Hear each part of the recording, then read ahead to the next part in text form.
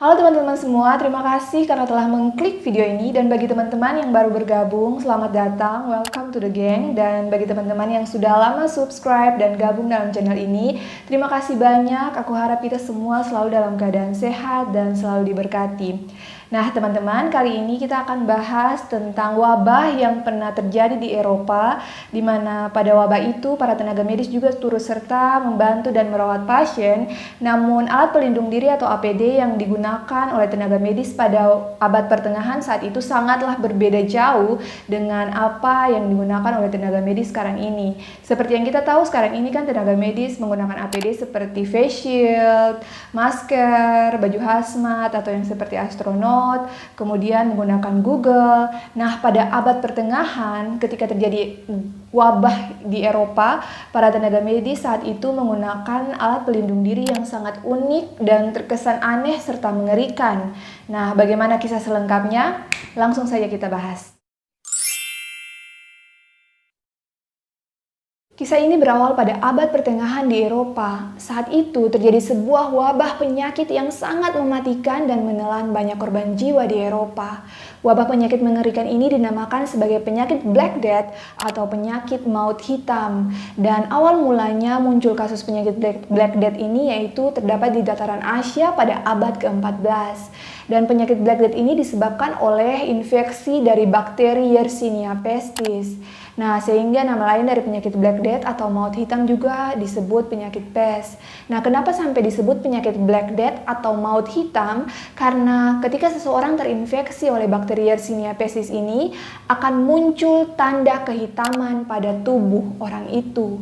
Nah, teman-teman, hal ini disebabkan karena bakteri Yersinia pestis itu akan masuk ke dalam tubuh, kemudian akan menginfeksi aliran darah, dan kemudian akan mengakibatkan bagian-bagian tubuh itu mengalami kehitaman atau yang disebut sebagai akral nekrosis, sehingga aliran darah itu sudah tidak lagi memperdarahi bagian tubuh yang lain, khususnya di bagian kulit jari tangan, jari kaki, sehingga kulit jari tangan dan jari kaki ini menjadi warna kehitaman. Begitu teman-teman. Awal penyebaran dari penyakit Black Death ini yaitu terjadi karena ada tikus yang terinfeksi oleh bakteri Yersinia pestis, dan tikus ini kemudian dia berasal dari Mongol. Dia ikut masuk ke kapal pedagang Mongol yang akan berlayar melalui jalur sutra ke Eropa.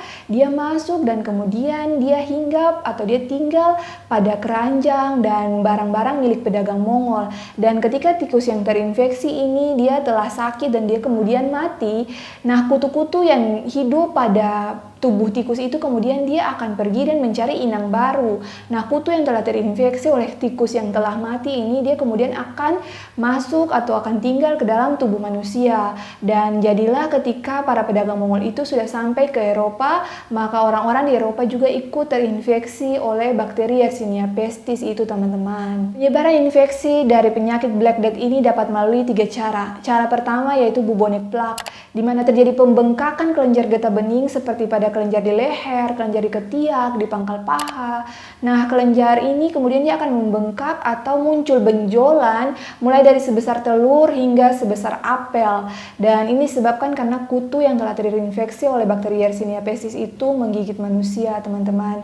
Cara kedua adalah pneumonic plague, di mana pada cara ini bakteri itu telah menginfeksi saluran pernafasan, sehingga ketika orang yang telah terinfeksi itu dia bernafas dan orang lain menghirup apa yang telah dikeluarkan oleh orang yang telah terinfeksi itu, maka orang lain juga akan dapat terinfeksi. Cara ketiga adalah septicemia plague, di mana pada cara ini aliran darah itu telah terinfeksi oleh bakteri Yersinia pestis ini. Dan pada cara ketiga ini atau septicemia plague ini, aliran darah yang telah terinfeksi oleh bakteri itu kemudian akan merusak jaringan tubuh, sehingga pada jaringan tubuh akan muncul tanda kehitaman atau akan mengakibatkan kematian jaringan atau akral nekrosis, sehingga kulit jari tangan atau kulit jari kaki akan menghitam, teman-teman, seperti yang telah dikatakan sebelumnya tadi. Nah, teman-teman, melihat banyak korban jiwa dan banyak pasien yang telah terinfeksi terinfeksi oleh wabah penyakit Black Death saat itu, sehingga dibutuhkan banyak sekali bantuan dari tenaga medis untuk merawat dan membantu untuk menyembuhkan pasien-pasien saat itu.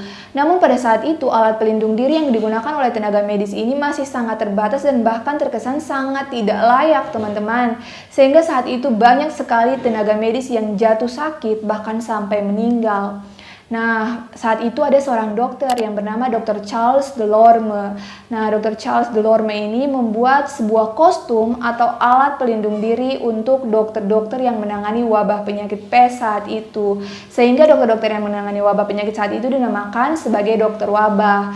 Nah, Dr. Delorme ini dia membuat kostum atau alat pelindung diri yang sangat unik dan berbeda jauh sekali dengan kostum yang kita kenal sekarang. Kalau sekarang kan kita tahu bahwa kostum atau alat pelindung diri yang dipakai oleh dokter itu seperti face shield, masker, Google atau kacamata, kemudian ada handskun, ada sepatu boot, dan juga ada hazmat atau baju yang bentuknya seperti astronot itu. Nah, kostum yang dibuat oleh Dr. Delorme ini sangat berbeda jauh. Kostumnya itu terkesan unik dan aneh serta mengerikan karena untuk bagian kepalanya dimulai pada bagian kepalanya itu dibuat seperti topi yang dibuat berbentuk bundar dari kulit, dan topi ini menandakan atau sebagai simbol bahwa yang pakai topi itu adalah seorang dokter. Kemudian untuk melindungi wajah atau area kepala, Dr. Delorme ini membuat sebuah topeng. Nah, topeng ini dilengkapi dengan masker yang sangat unik karena masker ini berbentuknya seperti bentuk paruh burung yang panjang, benar-benar seperti paruh burung, teman-teman.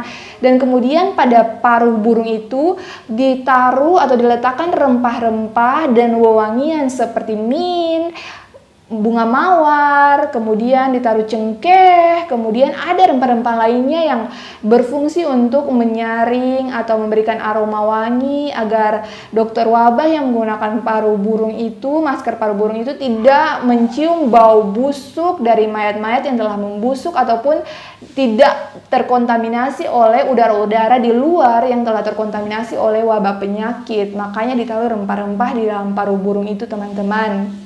Kemudian pada bagian mata dari topeng yang digunakan oleh dokter wabah saat itu, Dr. Charles mendesain pada bagian mata itu diletakkan kaca untuk pelindung bagian mata agar udara yang telah terkontaminasi oleh wabah penyakit tidak masuk ke dalam mata untuk menginfeksi dokter wabah. Maka didesainlah bentuk topeng sebagai alat pelindung diri seperti itu, teman-teman. Kemudian untuk bagian jubah atau baju yang digunakan oleh dokter wabah saat itu sangat unik karena baju atau jubah yang digunakan terbuat dari kulit kambing, kemudian jubah itu dilapisi semacam lilin agar cairan-cairan yang terdapat pada pasien-pasien yang telah terkontaminasi oleh wabah penyakit itu tidak menempel pada dokter wabah, karena lilin itu dia sudah melapisi bajunya dan cairan itu tidak bisa menempel pada baju yang telah dilapisi oleh lilin itu, teman-teman. Dan kemudian dokter wabah juga menggunakan sarung tangan, dan pada bagian kaki dokter wabah menggunakan sepatu tertutup. Dan dokter wabah juga dilengkapi dengan tongkat yang berfungsi untuk dokter wabah itu tidak secara langsung menyentuh tubuh pasien atau tidak secara langsung untuk memeriksa karena akan terkontaminasi. Ya, dokter wabah itu menggunakan tongkat untuk memeriksa pasien dengan tongkat saja. Dan tongkat ini juga berfungsi ganda, yaitu selain untuk memeriksa pasien, tongkat ini juga dapat berfungsi untuk sebagai alat pelindung diri jika ada pasien yang kemudian tidak senang dan kemudian dia ingin menyerang dokter, maka dokter wabah dapat menggunakan tongkat itu untuk membantu untuk melindungi dirinya melawan pasien itu, teman-teman. Nah, seperti itu. Jadi melihat kostum yang sangat aneh dan mengerikan ini ketika dokter wabah berjalan di antara para pasien atau bahkan ketika dokter wabah berjalan di antara jenazah dan mayat-mayat, dia kelihatan seperti burung pemakan bangkai yang sedang berjalan di atas tumpukan mayat, teman-teman. Sangat mengerikan. Teman-teman, saat itu metode pengobatan yang digunakan oleh dokter wabah untuk membantu menyembuhkan pasien-pasien yang telah terinfeksi oleh wabah penyakit Black Death ini sangat ekstrim dan sangat mengerikan. Karena jika pasien yang telah terinfeksi itu merasa sangat kesakitan, maka dokter wabah akan menyayat bagian tubuh pasien atau akan melukai bagian tubuh pasien dan mengeluarkan darahnya, membiarkan darahnya mengalir keluar. Karena mereka percaya bahwa darah yang mengalir mengalir keluar itu bersamaan juga dengan keluarnya racun dari tubuh yang telah terinfeksi oleh wabah penyakit. Dan metode pengobatan lain yang digunakan ialah ketika muncul benjolan-benjolan hitam atau seperti bisul-bisul hitam dari tubuh pasien seperti pada pangkal paha, leher, ketiak, maka dokter wabah kemudian akan mengambil bawang atau mengambil lintah dan kemudian akan menggosok-gosok bagian bisul itu hingga bagian itu luka dan berdarah. Nah, kemudian ketika tidak membaik lukanya, maka pasien ini kemudian dia akan merasa bahwa ini mungkin adalah hukuman dari Tuhan atas dosa-dosa yang telah dia lakukan. Nah, kemudian pasien kemudian akan mencambuki dirinya hingga dirinya itu luka-luka sekali dan kemudian dia akan meminta bantuan dari dokter wabah untuk membantu dia mencambuki dirinya agar dia percaya bahwa ketika dia mencambuki dirinya maka Tuhan akan mengampuni dosa-dosanya.